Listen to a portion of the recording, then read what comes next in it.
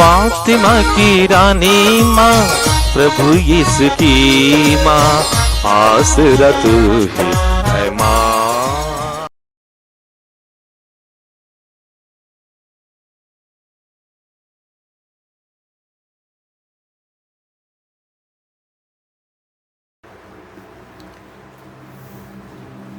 पहला पाठ नबी ईसायास का ग्रंथ, अध्याय 49, पद संख्याएं 1 से 6 तक। दूरवर्ती द्वीप मेरी बात सुने, हे दूर के राष्ट्रों कान लगाकर सुनो। प्रभु ने मुझे जन्म से पहले ही बुलाया, मैं माता के गर्भ में ही था जब उसने मेरा नाम लिया। उसने मेरी वाणी को अपनी तलवार बना दिया और मुझे अपने हाथ की छाया में छिपा लिया। उसने मुझे एक नुकीला तीर बना दिया और मुझे अपने तरकस में रख लिया। उसने मुझसे कहा, तुम मेरे सेवक हो, मैं तुम में अपनी महिमा प्रकट करूंगा। इस प्रकार प्रभु ने मेरा सम्मान किया। मेरा ईश्वर ही मेरा बल है। मैं कहता था, मैंने बेकार ही काम किया है, मैंने व्यर्थ ही अपनी शक्ति खर्च की है। प्रभु ही मेरा न्याय करेगा, मेरा पुरस्कार उसी के हाथ में है। परंतु जिसने मुझे माता के गर्भ से ही अपना सेवक बना लिया है, ताकि मैं याकूब को उसके पास ले चलूं और उसके लिए इस्राएल को इकट्ठा कर लूं, वही प्रभु अब यह कहता है, याकूब के वंशों का उद्धार करने तथा इस्राएल के बचे हुए लोगों को वापस ले आने के लिए ही तुम मेरा सेवक नहीं बना। मैंने तुम्हें राष्ट्रों के ज्योति बना दूंगा, जिससे मेरा मुक्ति विधान पृथ्वी के सीमांतों तक फैल जाए। प्रभु की वाणी। ईश्वर को धन्यवाद। भजन अनुवाक्य। मैं तेरा धन्यवाद करता हूँ, मेरा निर्माण अपूर्व है। मैं तेरा धन्यवाद करता हूँ, मेरा निर्माण अपूर्व है। हे प्रभु, तू मेरी थाह लेता और मुझे जानता है। मैं चाहे लेटूं या बैठ जाऊं, तू जानता है। तू दूर रहते हुए भी मेरे विचार भांप लेता है। मैं चाहे चलूं या लेट जाऊं, तू देखता है। अनुवाक्य। मैं तेरा धन्यवाद करता हूँ, मेरा निर्माण अपूर्व है। मैं तेरा धन्यवाद करता हूँ, मेरा निर्माण अपूर्व है। तूने मेरे शरीर की सृष्टि की है, तूने मेरी माता के गर्भ में मुझे गढ़ा है। मैं तेरा धन्यवाद करता हूँ, मेरा निर्माण अपूर्व है। तेरे समस्त कार्य अद्भुत है। अनुवाक्य। मैं तेरा धन्यवाद करता हूँ, मेरा निर्माण अपूर्व है। मैं तेरा धन्यवाद करता हूँ, मेरा निर्माण अपूर्व है। तू मुझे भली भांति जानता है, तूने मेरी हड्डियों को बढ़ते देखा है।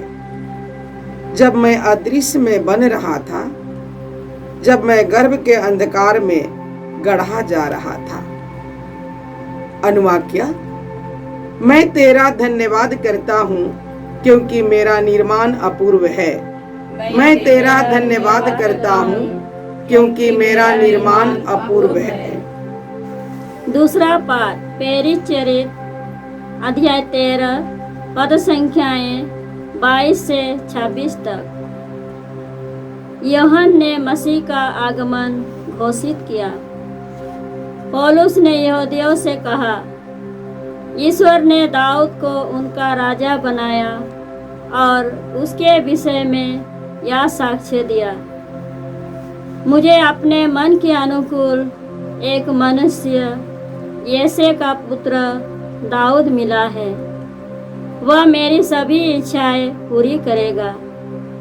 ईश्वर ने अपने प्रतिज्ञा के अनुसार उसी दाऊद के वंश में इस्राएल के लिए एक मुक्तिदाता अर्थात यीशु को उत्पन्न किया है। उनके आगमन से पहले अग्रदूत यूहन्ना ने इस्राएल की सारी प्रजा को पश्चाताप का उपदेश दिया था। अपना जीवन कार्य पूरा करते समय यूहन्ना ने कहा, तुम लोग मुझे जो समझते हो मैं वह नहीं हूँ, किंतु देखो जिनके चरणों के जूते खोलने योग्य मैं नहीं हूँ। भाइयों, इब्राहिम के वंशजों और यहाँ उपस्थित ईश्वर के भक्तों, मुक्ति के यह संदेश हम सबों के पास भेजा गया है।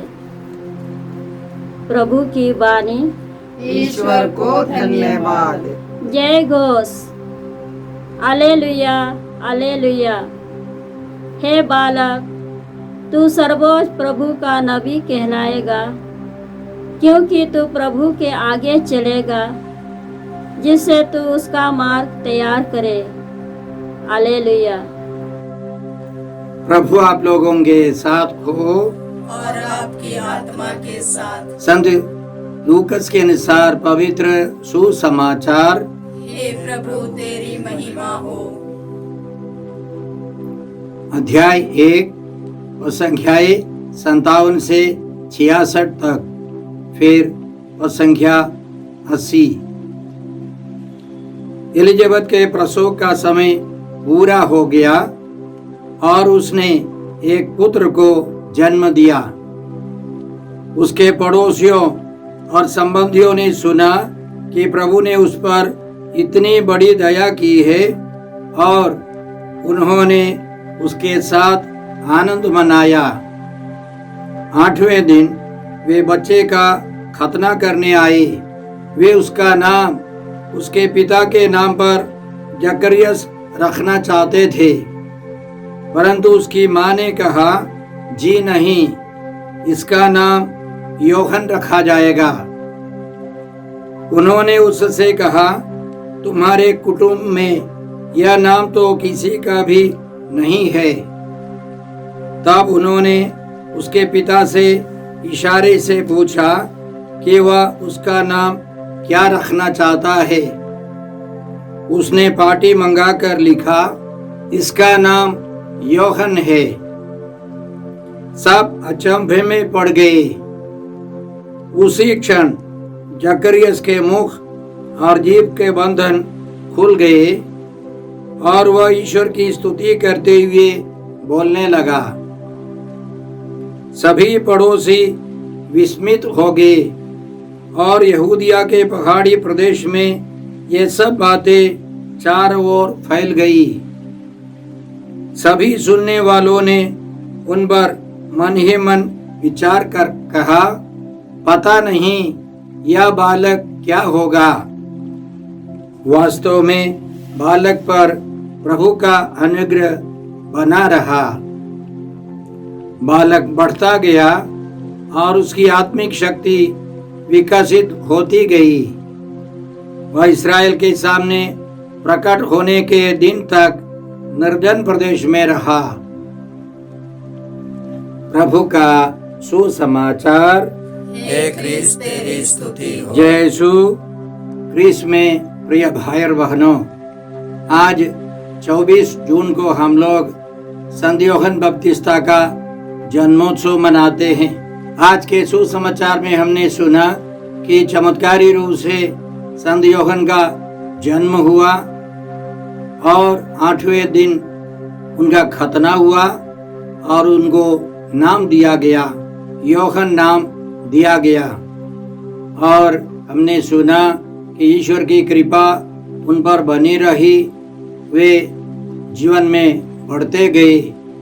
भाई और बहनों, संत यूहन्ना बपतिस्ता प्रभु यीशु और माता मरियम के द्वारा ईश्वर महान कार्य करना चाहते हैं। इसलिए हम लोग संत लूकस के सुसमाचार अध्याय 1 की शुरुआत में जाए। जकरियस नामक एक पवित्र पुरोहित को मौका मिला शाम के समय वेदी पर धूप चढ़ाने के लिए। धूप जलाने के समय सारी जनता बाहर प्रार्थना कर रही थी। उस समय प्रभु का दूत उसे धूप की वेदी की दाईं ओर दिखाई दिया। जकरियस स्वर्गदूत को देखकर घबरा गया और भयभीत हो उठा, परंतु स्वर्गदूत ने उससे कहा, जकरियस डरिए नहीं, आपकी प्रार्थना सुनी गई है। आपकी पत्नी एलिजाबेथ के एक पुत्र उत्पन्न होगा, आप उसका नाम यूहन्ना रखेंगे। आप आनंदित और उल्लसित हो उठेंगे और उसके जन्म पर बहुत से लोग आनंद मनाएंगे। बहुत बड़ा एक संदेश, एक भविष्यवाणी। ईश्वर की योजना की पूर्ति के लिए ईश्वर अपने अग्रदूत को भेजने वाला है। यीशु के रास्ते की तैयारी करने के लिए यूहन्ना आने वाले हैं। पुराने व्यवस्थान के सबसे अंतिम ग्रंथ के सबसे अंतिम वचन इस प्रकार है।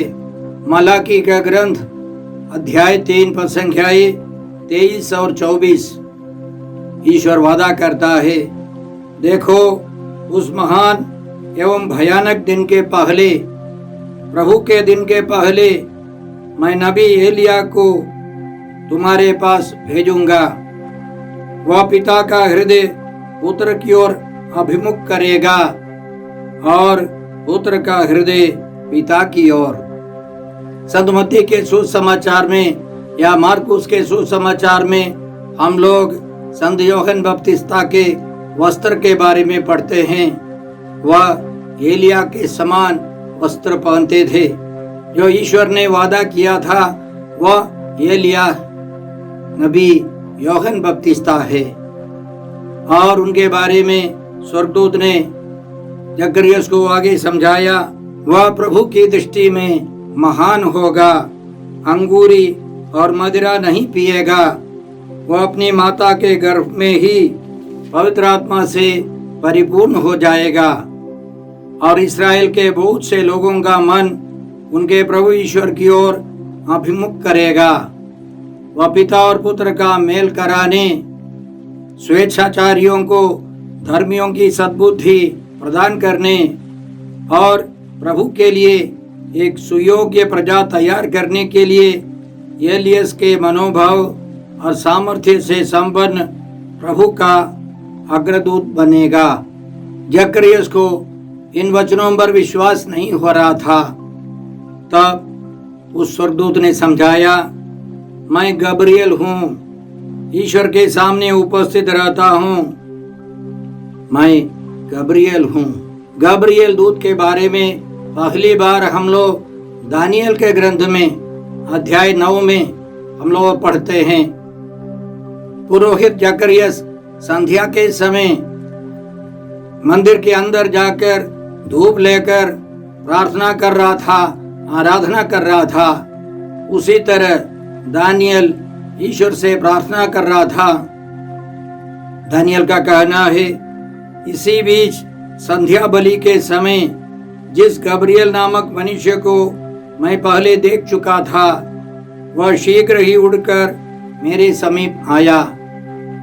उसने मुझे समझाते हुए यह कहा, दानियल, मैं तुमको विद्या और बुद्धि प्रदान करने के लिए आया हूँ। कुछ रहस्य प्रकट करने के बाद सबसे महत्वपूर्ण संदेश उस दूत ने, गब्रिएल दूत ने दिया।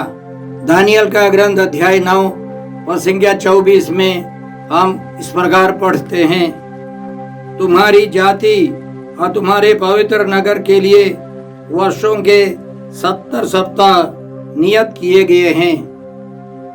तुम्हारी जाति और तुम्हारे पवित्र नगर के लिए वर्षों के 70 सप्ताह नियत किए गए हैं। उस अवधि के अंत में दुष्कर्म समाप्त किए जाएंगे, पाप मिट जाएगा, अपराधों का प्रायश्चित किया जाएगा, धर्म स्थायी हो जाएगा, दिव्य दृश्य और भविष्यवाणियां सत्य सिद्ध होंगी और परम पावन मंदिर गर्भ की पुनः प्रतिष्ठा की जाएगी। संत लूकास के सुसमाचार अध्याय 1 से हमको पता चलता है कि जकरियस और गब्रियल के बीच में जो बातचीत हुई थी, उसके बाद एलिजाबेथ गर्भवती होगी। 6 महीने के बाद माता मरियम गर्भवती होगी और प्रभु यीशु के जन्म के बाद 40 दिन के बाद उनको मंदिर में समर्पित किए गए। तो ये सब मिलकर के 70 सप्ताह है। संत यूहन्ना बपतिस्ता एलिजाबेथ के गर्भ में 6 महीने रहे, तब प्रभु यीशु का आगमन हुआ। माता मरियम के गर्भ में प्रभु यीशु 40 सप्ताह रहे। 40 सप्ताह और 24 सप्ताह और उसके बाद 3 सप्ताह, टोटल 70 सप्ताह। तो इन पवित्र वचनों को पढ़ने से हम क्या सीखते हैं?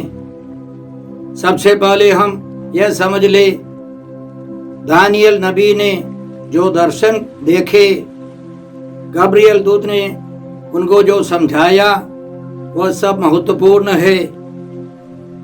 स्वर्गदूत का संदेश था, उस अवधि के अंत में दुष्कर्म समाप्त किए जाएंगे, पाप मिट जाएगा, अपराधों का प्रायश्चित किया जाएगा, धर्म स्थायी हो जाएगा, दिव्य दृश्य और भविष्यवाणियां सत्य सिद्ध होंगी और परम पावन मंदिर गर्भ की पुनः प्रतिष्ठा की जाएगी। प्रभु यीशु एक नए युग की स्थापना के लिए आए हैं। संत यूहन्ना पुराने व्यवस्था का अंतिम नबी है, अंतिम पुरोहित है और नबी दानियल को जो संदेश मिला प्रभु यीशु के समर्पण से शुरू है, एक नए युग की शुरुआत है। इसलिए हमने नबी यशायाह के ग्रंथ अध्याय 49 संख्याएं 1 से इस प्रकार सुना, प्रभु ने मुझे जन्म से पहले ही बुलाया, मैं माता के गर्भ में ही था जब उसने मेरा नाम लिया। उसने मेरी वाणी को अपनी तलवार बना दिया और मुझे अपने हाथ की छाया में छिपा लिया। उसने मुझे एक नुकीला तीर बना दिया और मुझे अपने तरकश में रख लिया। उसने मुझसे कहा, तुम मेरे सेवक हो, मैं तुम में अपनी महिमा प्रकट करूंगा। संत यूहन्ना के जीवन और उनकी प्रेरिताई के बारे में संत मार्कुस अपने सुसमाचार में अध्याय 1 में इस प्रकार लिखते हैं, यूहन्ना बपतिस्ता निर्जन प्रदेश में प्रकट हुआ, जो पाप क्षमा के लिए पश्चाताप के बपतिस्मा का उपदेश देता था। सारी यहूदिया और यरूशलेम के लोग यूहन्ना के पास आते और अपने पाप स्वीकार करते हुए यरदन नदी में उससे बपतिस्मा ग्रहण करते थे। याद रखे, निर्जन प्रदेश में कोई छाया नहीं है, कोई सुविधा नहीं है, फिर भी बहुत सारे लोग उनके पास जाते थे। इसका मतलब वे शक्तिशाली वक्ता थे, उनके वचनों में महान शक्ति थी। इसलिए विषम परिस्थिति में भी, विपरीत परिस्थिति में भी वे लोग उनके पास जाते थे। यूहन्ना के स्वभाव के बारे में हम लोग इस प्रकार पढ़ते हैं, यूहन्ना ऊंट के रोओं का कपड़ा पहने और कमर में चमड़े का पट्टा बांधे रहता था। उसका भोजन टिड्डियां और वन का मधु था। बहुत कठोर जीवन, तपस्या का जीवन था। वो अपने उपदेश में कहा करता था, जो मेरे बाद आने वाले हैं वह मुझसे अधिक शक्तिशाली हैं। मैं तो झुककर उनके जूते का फीता खोलने योग्य भी नहीं हूँ।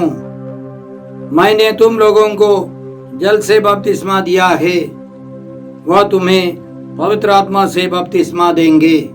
प्रभु यीशु के सुसमाचार के प्रचार की तैयारी के लिए, पश्चाताप के उपदेश देने के लिए, बपतिस्मा देकर लोगों को तैयार करने के लिए यूहन्ना बपतिस्ता आए। माता मरियम के गर्भ में जो बालक यीशु थे, उन्होंने एलिजाबेथ को और यूहन्ना को पवित्र आत्मा से भर दिया, उनके पापों को मिटा दिया। और एलिजाबेथ घोषणा करती है, माता मरियम के सामने घोषणा करती है, देखिए, जो ही आपका प्रणाम मेरे कानों में पड़ा, बच्चा मेरे गर्भ में आनंद के मारे उछल पड़ा। एक माँ को मालूम है, जब गर्भस्थ बच्चा आनंद से अपने शरीर को हिलाता है, माँ को मालूम है, डर के मारे या अन्य बुरी भावनाओं से, चिंता से सब वो गर्भस्थ बच्चा हिलता है, माँ को मालूम है। अब एलिजाबेथ घोषणा करती है कि माता मरियम के अभिवादन सुनते ही उनके गर्भस्थ बच्चा यूहन्ना बपतिस्ता आनंद के मारे उछल पड़ा, आनंद से भर गया, पवित्र आत्मा के फलों से भर गया। इन सारे पवित्र वचनों से हम समझते हैं कि पिता ईश्वर की योजना थी मानव मुक्ति के लिए प्रभु यीशु को भेजना है, और उसके पहले संत यूहन्ना बपतिस्ता को। और जैसे हमने सुना, वह पिता और पुत्र का मेल कराने, स्वेच्छाचारियों को धर्मियों की सद्बुद्धि प्रदान करने और प्रभु के लिए एक सुयोग्य प्रजा तैयार करने के लिए एलियस के मनोभाव और सामर्थ्य से संपन्न प्रभु का अग्रदूत बनेगा। राजाओं के दूसरे ग्रंथ अध्याय 1 प्रसंग 8 में नबी एलिया के वस्त्र के बारे में वर्णन है।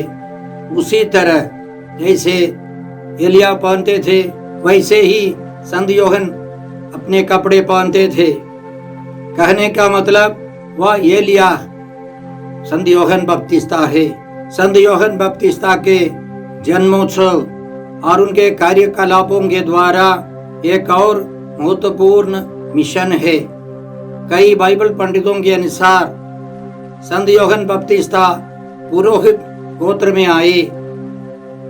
उनका पिता जकरियस पुरोहित था, लेकिन उन्होंने पुरोहित का काम नहीं किया।